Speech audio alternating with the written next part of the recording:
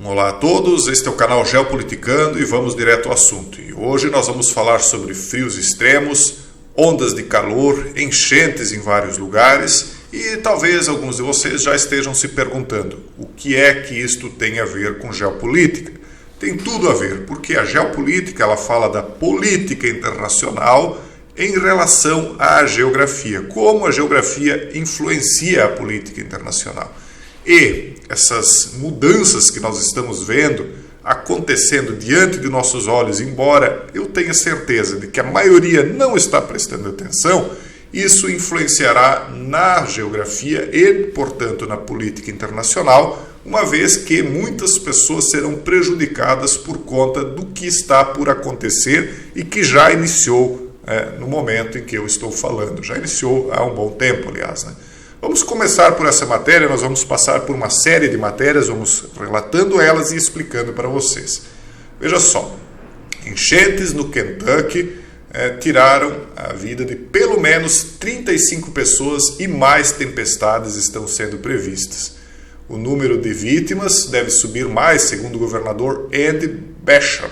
Ele disse que as autoridades vão encontrar vítimas por semanas, enquanto as equipes tentam chegar a áreas mais remotas. Isso aqui é matéria recentíssima, que nós vemos um voluntário tentando ajudar a tirar os pertences de uma casa que foi vitimada por essa enchente. Então vocês vejam que essa aqui nem foi tão afetada, aqui dá para ver a marca da enchente, que foi mais ou menos no meio da casa, e o que sobrou aqui foi lama, né, e destruição. Aqui eles têm algumas imagens do que aconteceu e, ao final das contas, o que nos interessa aqui é trazer para vocês a atenção, e eu quero chamar a atenção do público aqui do Geopoliticando, porque eu sei que a maioria daqui só se foca em política e nessas questões e muitas das vezes não presta atenção em outros detalhes do que está acontecendo. Eu gostaria que vocês começassem a prestar atenção nesse tipo de acontecimento. E aí isso nos leva a essa matéria aqui da Metsu, que diz assim, a poderosa onda de calor e anomalia magnética não tem qualquer relação provada. Realmente, não tem como provar que essa anomalia magnética que está aumentando, né, que começou aqui no sul da África e está principalmente localizada aqui na região sul do Brasil, Argentina e tal, agora ela está se deslocando, né? Ela causou uma onda de calor acima de 40 graus Celsius. O Rio Grande do Sul, né, teve o seu quinto maior dia de calor na época em que isso aqui foi divulgado, né, que foi no comecinho desse ano.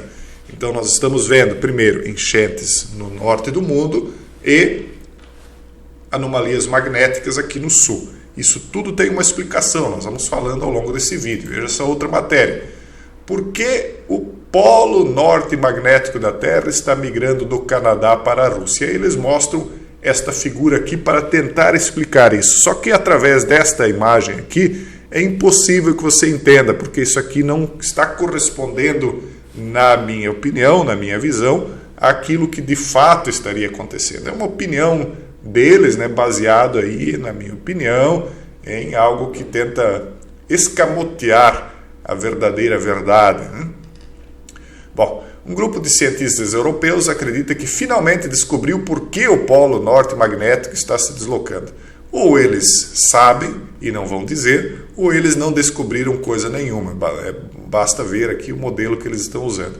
Nos últimos anos ele se afastou do Canadá e seguiu para a Sibéria, na Rússia. Então, isso aqui é uma matéria que está na BBC, eles admitem oficialmente de que há um deslocamento. Nos últimos anos ele se afastou do Canadá, seguiu para a Sibéria, na Rússia, e ele continua se deslocando e vai continuar se deslocando mais para o norte, digamos assim, né? Mais para cima, enquanto que ele tem se afastado cada vez mais aqui do sul do Brasil. Isso nos leva a essa outra matéria aqui.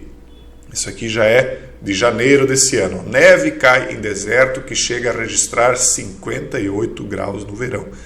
Então, um deserto que chega nessa temperatura, por outro lado, teve neve. Neve, pessoal. E lembre-se, né, isso nas escrituras é previsto que um dia o deserto voltará a florir.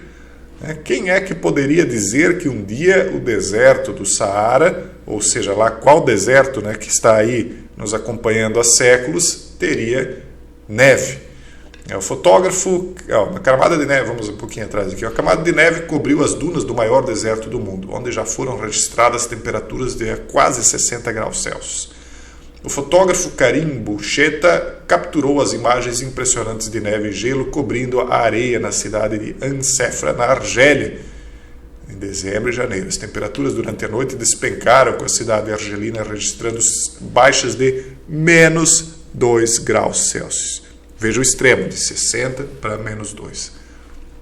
Aqui nós temos algumas imagens, então vocês estão vendo essa mistura bizarra de neve e areia. Isso aqui é só mais uma informação, nós temos mais, vamos adiante.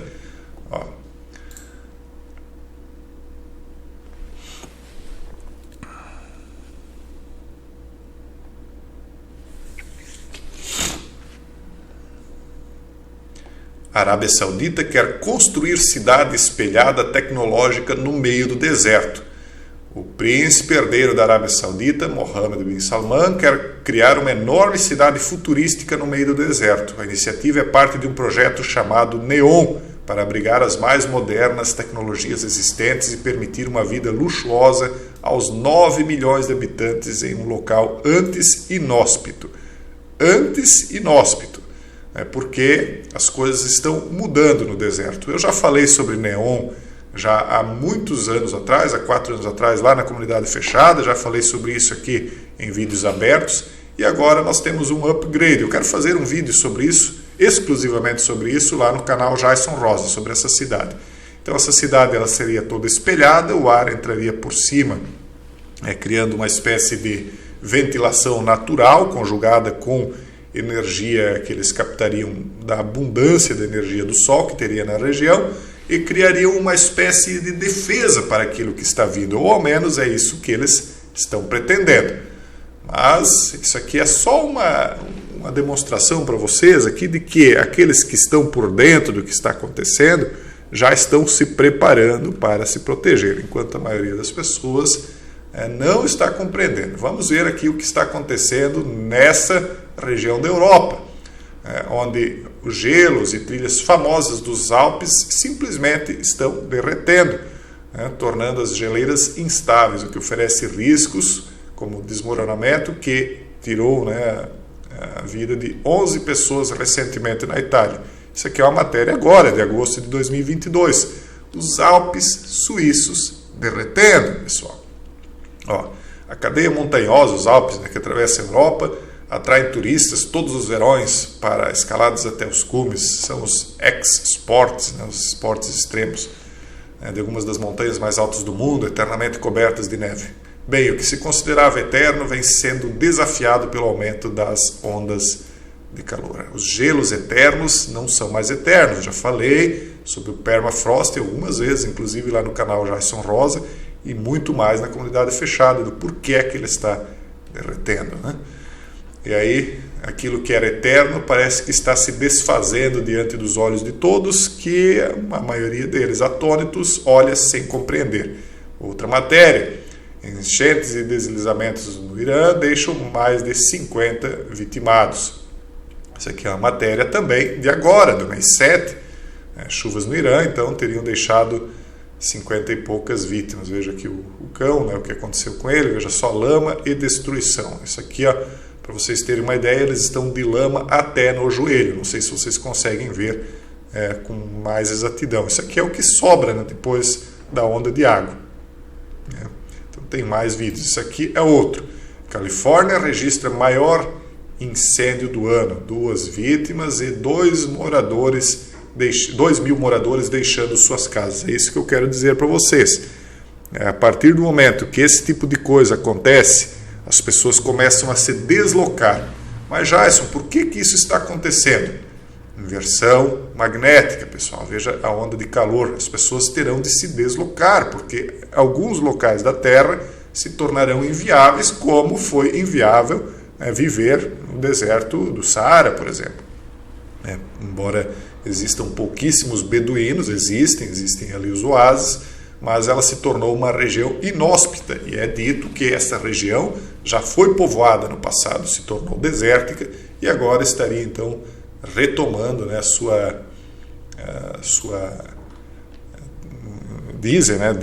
o mito diz a Bíblia também, né, as escrituras, que ela refloresceria em algum momento. Aqui, veja só, os carros atingidos, né, isso aqui está se tornando cada vez mais comum. Eu imagino que alguns de vocês tenham prestado atenção. Outra, China, essa matéria ficou censurada, mas o que diz aqui, China move sua máquina para se adaptar às questões que estão vindo aí. Embora, na minha opinião e segundo minha visão, não tenha nada a ver com o que eles estão dizendo oficialmente, que é o causador disso tudo, tá, pessoal? Eles estão desviando o entendimento das pessoas. Por fim, refugiados, 17 milhões de pessoas na América Latina poderão ser forçadas a migrarem até 2050. O relatório do Banco Mundial alerta que, ao todo, 216 milhões de pessoas poderão ter de deixar suas regiões por causa do que está por vir. Não é, na minha opinião, aquilo que eles estão dizendo, mas que algo virá, por outros motivos que eles não dirão, né? O Banco Mundial publicou um alerta dizendo que haveria esses deslocamentos. E é isso que eu estou falando, que isso aqui tem a ver com geopolítica, porque isso vai afetar a política, porque a geografia será afetada. Porque haverá escassez de água em alguns lugares, diminuição da produtividade no campo. Imagine algum lugar que era sempre bom para plantio, de repente se torna extremamente quente ou começa a nevar naquele lugar. Onde era deserto, começa a florir, a temperaturas muito elevadas, aumento do nível do mar. É dito que, isso é uma profecia também, que as nações ficariam perplexas pelo bramido dos mares, né? Eventos extremos como tempestades, etc. E aqui eles colocam alguns dos pontos que eles estão mostrando como pontos de pessoas que vão acabar talvez tendo de se refugiar. Na América Latina, 17 milhões, África do Norte, 19 milhões, África subsaariana, 86 milhões, e aí daí por diante. Uma região que será muito afetada será a região da China. Eles até não colocam aqui tanto, né? São 49 milhões, segundo eles, eu acredito que bem mais. E isso nos faz lembrar algumas ficções científicas, como o livro de Eli, que mostra num filme norte-americano dirigido pelos irmãos Albert e Allen Hughes, Denzel Washington rumando pelo mundo carregando um livro. Esse livro então seriam as escrituras que teriam dito por que isso aconteceu, o que estaria se procedendo e o que viria dali por diante. Então a história conta, né, no futuro pós-apocalíptico, onde a Terra foi devastada aqui por uma G-Nuke, né, mas a situação na verdade virá por outros motivos também, porque não haverá devastação por conta da G-Nuke, mas por outros motivos.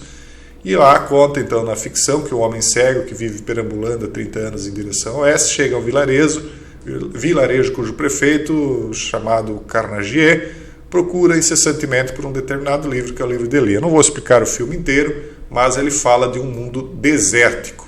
A mesma coisa nós vemos aqui no filme Mad Max, um mundo desértico, nesse caso também tornado desértico pelo mesmo motivo. Um dos filmes que eu acho muito interessantes, e quem lê entenda, é o Mad Max Além da Cúpula do Trovão, um filme de ação também pós-apocalíptico, que seria o terceiro da série. Muitas verdades são ditas nessas ficções, e uma das verdades às vezes está no próprio título de um filme. Isso nos leva finalmente a esta previsão apocalíptica aqui, já que estamos falando de um mundo pós-apocalíptico, de Apocalipse 16, 8, 9, que diz: o quarto anjo derramou a sua taça no sol, e foi dado poder ao sol para queimar os homens com fogo. Estes foram queimados pelo forte calor e amaldiçoaram o nome de Deus, que tem domínio sobre estas pragas. Contudo, recusaram arrepender-se e glorificá-lo. As pessoas estão sendo desviadas, as autoridades as estão enganando do motivo do porquê muitas coisas estão por acontecer e já acontecendo. E os avisos foram dados há milênios, nem todos prestam atenção, mas a nós cabe trazer a vocês um pouquinho de reflexão. Pensem, olhem ao redor, reflitam. As distrações que nós temos no nosso dia a dia são muitas. Muitos compromissos, muitos problemas, muitas diversões, muitas coisas aí por fazer que acabam fazendo com que a gente não olhe para cima, não olhe no nosso entorno e não perceba o mundo em que nós estamos vivendo e como ele está mudando, e mudando de uma forma bastante rápida. É isso, um forte abraço e até o próximo vídeo, se Deus quiser.